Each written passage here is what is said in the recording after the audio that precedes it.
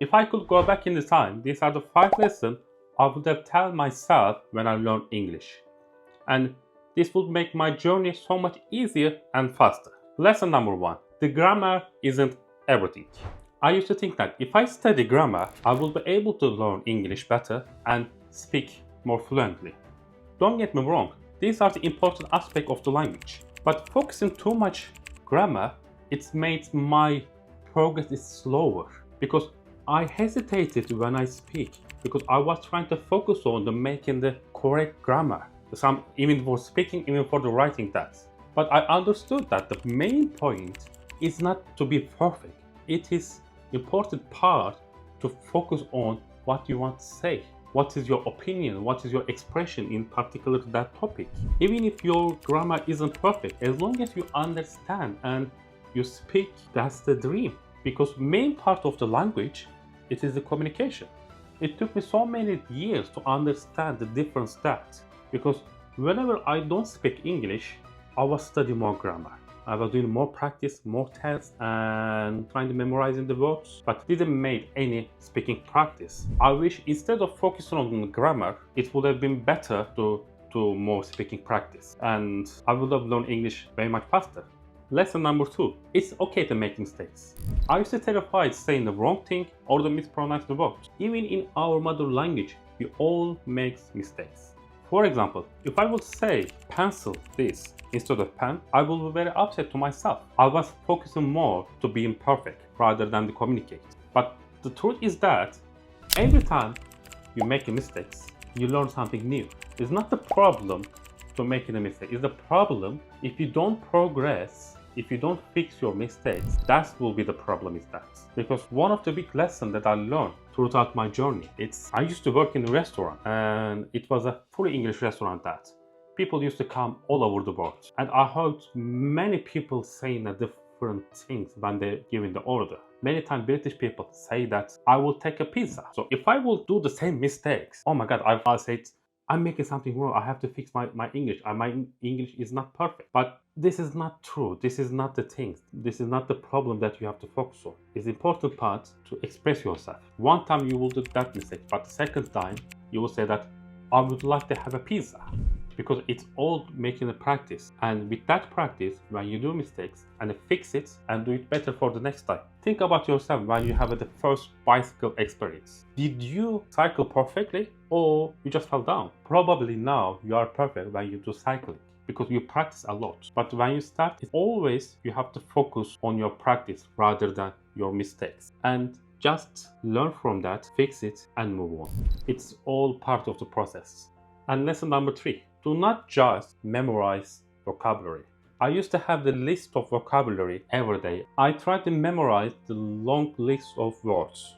The problem is that it never stuck in my mind because I wasn't doing the practice. I was just trying to memorize it and hoping that it will stick in my mind. I spent most of my time just trying to memorize it. But if you produce the language throughout listening, reading, or writing, or speaking, you could have learned more easily. Because one of the things I remember that I was reading a book, and in the book it was saying that after a long day of work in the fields, the family gathered around the table for supper.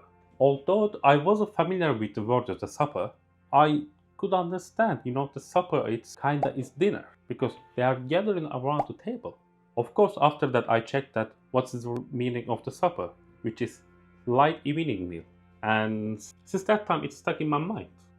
Learning any words throughout the context helps you to connect with the real life situation in that vocabulary. Because sometimes you never know which type of word you have to use in that specific situation. And even though you know the every words, everything else, you didn't learn any throughout the context. So that could be the watching the television or reading the books or even though, doing the practice. I think so my vocabulary increased more than before when I started to do context learning. And that one is coming for the lesson number 4. Lesson number 4. Surround myself with English. I used to think that studying English with just throughout the textbooks will be enough to learn English. But despite all my efforts, I wouldn't progress what I want to achieve.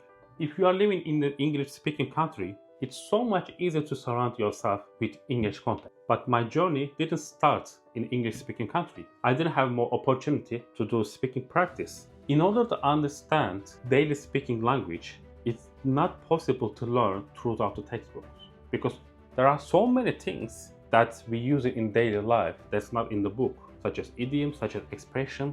Expression is like to your feeling to express yourself. You cannot learn it from the book. You have to see from the other people to do that. And the best way to do, watching the TV series. I know everyone is watching a TV series but trick is that when I start to watch English subtitle, it's changed a lot. It's changed incredibly.